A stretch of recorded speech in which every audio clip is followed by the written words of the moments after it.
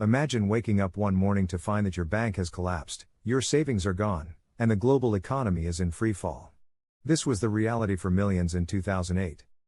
The collapse of Lehman Brothers in September 2008 marked the peak of the financial crisis, triggering the Great Recession.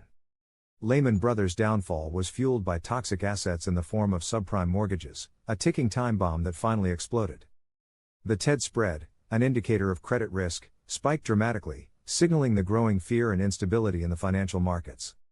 The financial crisis of 2007 to 2008 was the most severe economic downturn since the Great Depression, affecting economies worldwide. Predatory lending practices targeted low-income homebuyers, leading to a buildup of toxic assets within banks.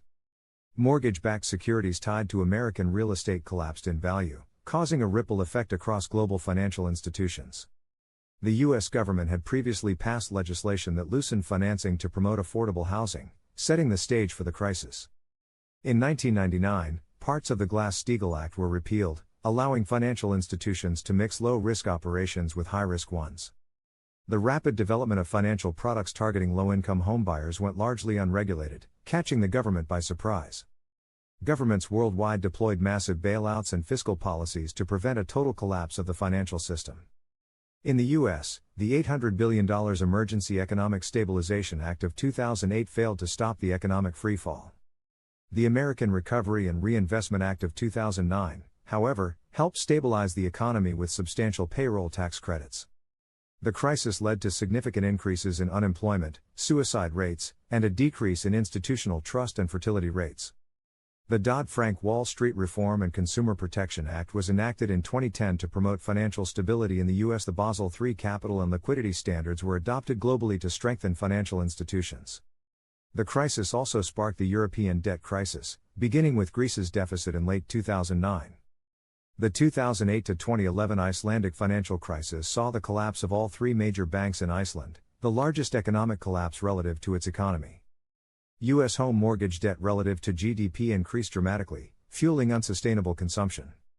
Financial institutions worldwide suffered severe damage, with the International Monetary Fund estimating over $1 trillion in losses. Lack of investor confidence led to plummeting stock and commodity prices, spreading the crisis globally. Housing markets suffered, unemployment soared, and many businesses failed, leading to widespread evictions and foreclosures. Household wealth in the U.S. fell by $11 trillion, resulting in a decline in consumption and business investment.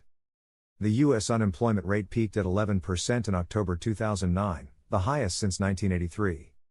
The crisis spread from the U.S. to the rest of the world, affecting global consumption and trade. Central banks, including the Federal Reserve, provided unprecedented trillions in bailouts and stimulus to stabilize the economy. The Federal Reserve's actions included purchasing $2.5 trillion in government debt and troubled private assets. Bailouts came in the form of loans, asset purchases, guarantees, and direct spending, sparking significant controversy. In 2011, the Financial Crisis Inquiry Commission concluded that the crisis was avoidable and caused by widespread failures in financial regulation. Only a few bankers were jailed for their roles in the crisis, with most convictions occurring in Iceland. The crisis led to a loss of more than $2 trillion from the global economy, making it one of the worst financial crises in history. The 2007 to 2008 financial crisis serves as a stark reminder of the fragility of our financial systems and the importance of vigilant regulation. Stay informed, stay prepared.